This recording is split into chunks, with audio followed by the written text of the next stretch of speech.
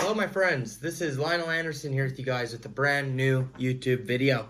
Well, today we're going to be exposing the new UK Prime Minister Rishi Sunak as being a WEF puppet, okay? Definitely 100% globalist NWO puppet. We got absolute evidence and proof for you in this video, so make sure you stick around right to the end because we're going to get to it all, including video evidence of him admitting his plans, okay? So before we get to that, I'm just going to encourage everybody to hit that subscribe button if you're new. As I say, subscribe to survive.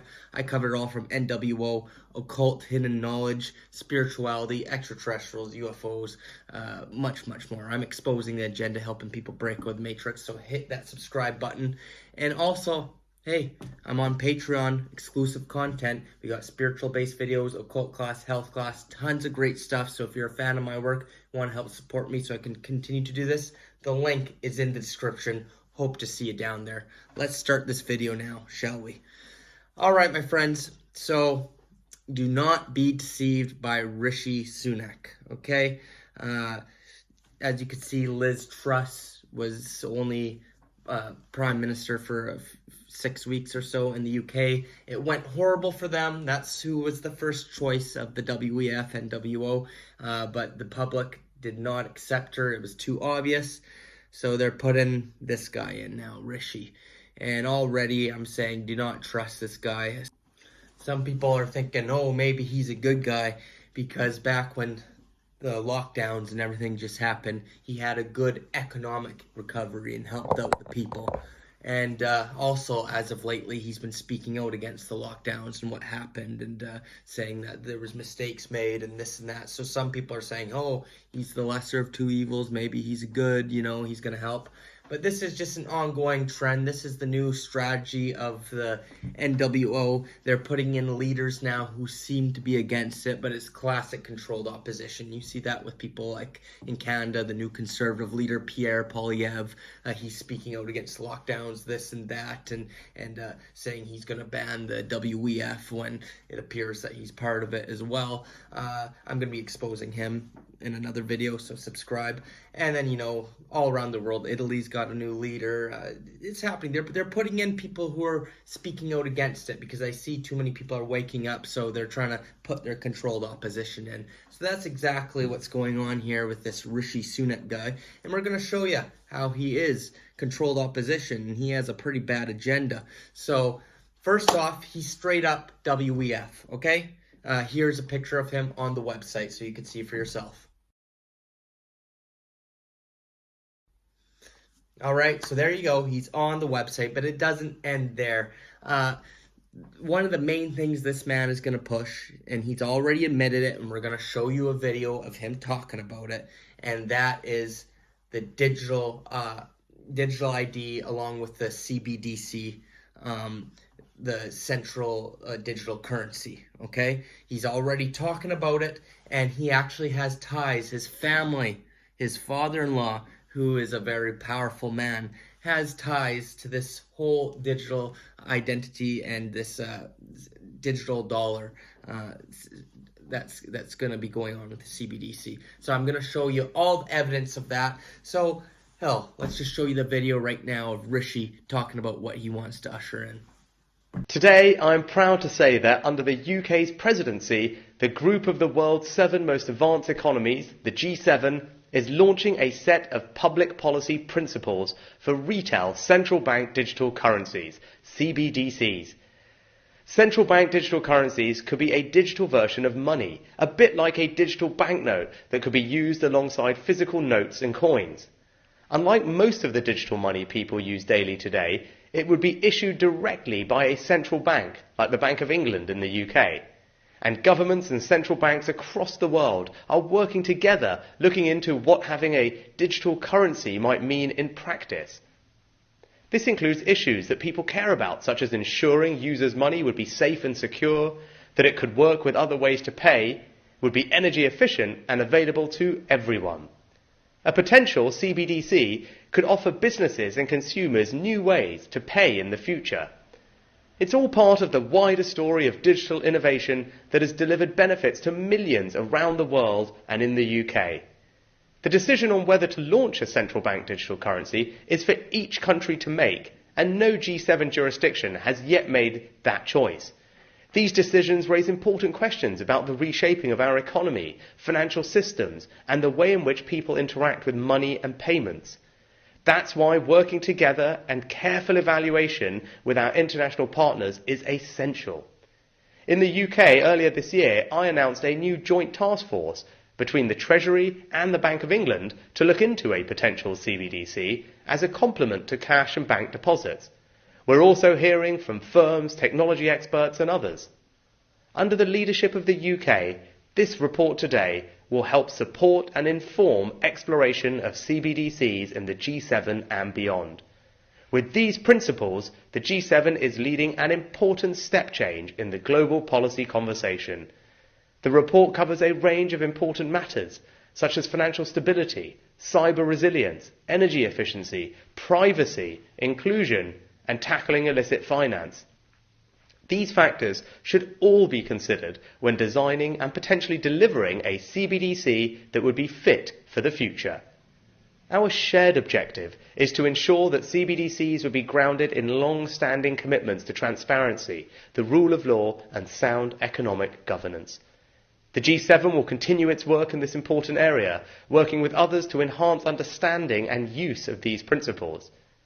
We're excited to be taking a leading role with G7 members in publishing this exploratory work, bringing money and finance into the 21st century. All right, there you have it, my friends. They want to bring in that CBDC, as you heard him say so himself. That's what they're gearing to do. And of course, with that is going to come the social credit score and the whole 9 yards. And this is one of the end game scenarios to take away all your freedoms and usher in an NWO. This is their main agenda. This is their next goal. That's why we're witnessing this economic crash, economic collapse, I should say. It's all working up to this, and now UK is one step closer with this Rishi guy. So let's get into his personal business ties with the CBDC, with him and his family. Well, let me tell you a little something about his father-in-law, okay? First off, he's married to a woman. Rishi is married to a woman named Akasata Murthy, okay? And her father, very powerful man, okay? His name is N.R.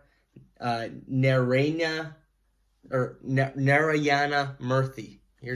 Take a look at the guy. Okay, that's him. And this man has direct ties to the WEF. So much so, back in 2005, he was on the co-chairman of the WEF. I gotta be careful what I say because of the monetization stuff. But yes, he was co-chairman, okay, in 2005. But he's had connections ever since. And guess what? He's also a board member to the United Nations. That's right. You see, when these people get married to certain people, it's all about connections, and it's all about placing these puppets in power. It's not a coincidence that Rishi Sunak's father-in-law has all these connections with United Nations, WEF, all that.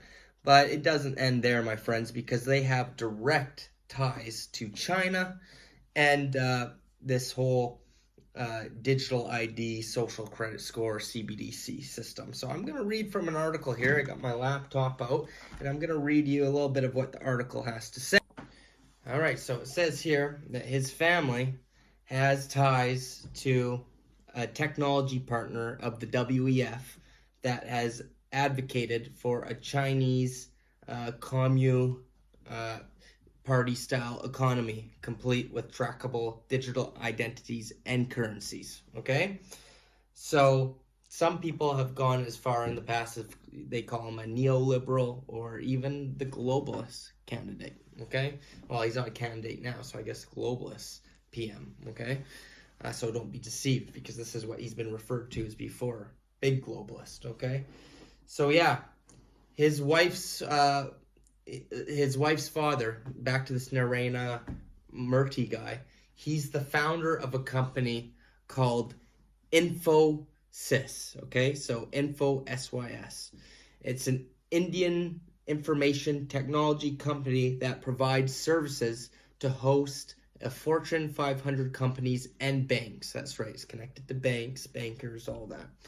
One of the company's leading services is Finacle, a digital banking platform. And this Infosys is listed as an official partner of the WEF. That's right, they're officially partnered with the WEF. So there you go, official ties. And which, of course, the WEF has been accused of seeking to develop the technological infrastructure to implement the global credit score, social credit score system. And of course, social credit scores, they have been used by authoritarian regimes to deny rights and restrict the movement of individuals who fail to comply with the dictates, right? For the WEF, the social credit score priorities would likely focus on the left-wing social issues such as the climate agenda, diversity, and equity, okay? So then it goes on to say how this Rishi Sunak is Klaus Schwab's candidate, straight up. This Infosys has earned the praise of the WEF and being dubbed a global leader in next generation digital services and consulting. So with 3 decades of experience in managing the systems and working of global enterprises, it steers clients through their digital journey by enabling them with an artificial intelligence powered core that helps prioritize the execution of change. WEF on the Sunak linked Infosys, okay? So as you can see, this is why he'd be Klaus Schwab's candidate. This guy is directly linked to this Infosys. So guarantee you this Murata or whatever this his father-in-law is directly tied to Klaus Schwab. They're probably best buddies behind the scenes. So then, of course, Rishi, his son-in-law, oh, little puppet, you know, but really it's this father-in-law who's calling the shots with his digital ID company. Several Infosys executives have also contributed articles on the WEF website, including the company's global head president and chief compliance officer. All right, pretty much the article goes on and on. Actually, I'm going to link you guys this article so you could read it for yourself and you could share it with your friends and family. So if you want to read this article that goes in depth about the connection of Rishi Sunak, his father-in-law, and this whole agenda with the CBDC, link is in the description. I encourage you to read it and share it with your friends and family. But as you can see, no coincidences. This guy was put in power for a reason with his ties to the WEF. And not to mention, the guy is pretty much a billionaire too, right? I think he's got a net worth of 700 million pounds, which would be over $1 billion in American dollars. I'm assuming, I don't know, maybe with the way how badly the pound has fallen, who knows? But it's pretty close to being a billionaire, if not a billionaire. So right there, you don't get to be a billionaire unless you're involved in the system too. So you can't trust the guy, but they're going to try and play him off as the anti-establishment guy. I already could see that with how he's speaking out against some of the things that happened with the lockdowns and whatnot, even though when it was all happening, of course, he supported it all. Same with Pierre from Canada. He's speaking out against it now, but a couple years ago when we were in the middle of it, he was one of the guys pushing it, right? That's with all these leaders. Oh, now they're speaking out again. It was wrong. It was wrong. Oh, but when it was happening, you were part of it. You were pushing it. It's only wrong now that you guys got caught, right?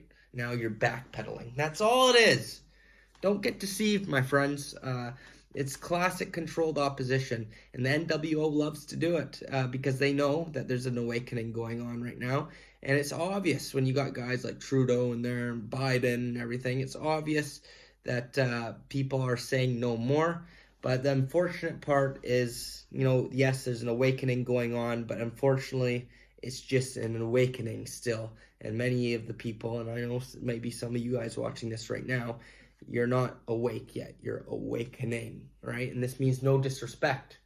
But what I mean by that is a lot of people are still believing in politics, thinking, oh, this guy's going to come in here and change it, or this guy will come in. Oh, Trump is going to come save us all. Or some people may be thinking Rishi Sunak is going to change it all.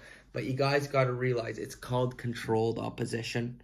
The elite know what's happening. They know people are waking up. So they know most people, if you put in a candidate who comes in, speaks a little bit of truth, tells you what you want to hear, unfortunately, a lot of people are going to fall for it, and it's going to trick people into still supporting the government. That's why, I used to be a Trump supporter, not anymore, because I've awakened, right? I've awakened, and I've seen Trump was nothing more but controlled opposition. Same with this Pierre guy for Canada, Rishi Sunak, Elon Musk, the list goes on. It's a very real thing, my friends. So don't get sucked in. Don't get deceived by any politician. Don't get sucked into supporting the government. Don't do it. It's all controlled. No person gets into power just because the people elected them. If you haven't realized by now that all elections are rigged, okay, at least on the federal level, maybe your local town or something election might not be rigged. Maybe it is, I don't know. Or maybe for just a smaller place, maybe there's some hope you could get a legit person in there. But on a federal level, like the President of the United States or Prime Minister of UK or Canada, whoever's in charge there is in there because Klaus Schwab and the WEF said so. Fact, including Trump, yeah? So don't get deceived, my friends. Don't let this guy and, his charming looks, they're saying he's like a Trudeau, Macron, good-looking guy they try to put in there and everything. Don't get fooled by it. Don't let his words deceive you and how he's talking about how the lockdowns are wrong. No, my friends, he's just the same as the rest of them. And it looks like this is the man who's going to push the digital ID, CBDC, in the United Kingdom. And of course this is going to go global. It already is. It's not like this is a new thing. They've been doing this everywhere. I think over 50 to 100 countries have already signed on to the digital ID. They're already in the process of making one, or they've already made one. Like India already has a digital ID program with the CBDC and all that. So it's here, okay? And that's the next phase of the agenda. And I believe that they're going to pull a cyber event to usher it in even more. Because as of right now, they're going to make it optional. Like, you could do this if you want, and there's still going to be cash and everything. But they're going to end up doing something major to force us into it. So people are forced to accept it, make people dependent on needing a universal basic income, social credit score. So that's all coming. We're very close. Well, it's here already, but we're very close until this big event happens by the powers that be to really usher this in. So my advice is to just say no. Get ready, get prepared. Whenever they pull off this big event, we will get through it. As long as you're prepared, we will get through it. And when they try to force this digital crap onto us, just say no. And as you can see, it works, because they had to backpedal on the whole sickness crap that just went on, and this whole monkeypox, you don't even hear about that anymore, and the thing they want you to get, they're having to drop everything because we said no. So if we do the same thing with the CBDC, then it's game over. We win, right? And they have other cards they're going to play too. But if we just keep saying no and not going along with it, and we rise up together, it's game over, my friends. All right, thank you for watching. Subscribe if you enjoyed this video. Share this video with your friends and family. Join me on Patreon. If you want, you could even buy me a coffee. If you don't want to do Patreon, I'm on this Buy Me a Coffee website. I put a lot of work into these videos, so I'd appreciate it. The links are all in the description, my friends. I hope you guys have a good one. Stay strong. Linol signing off.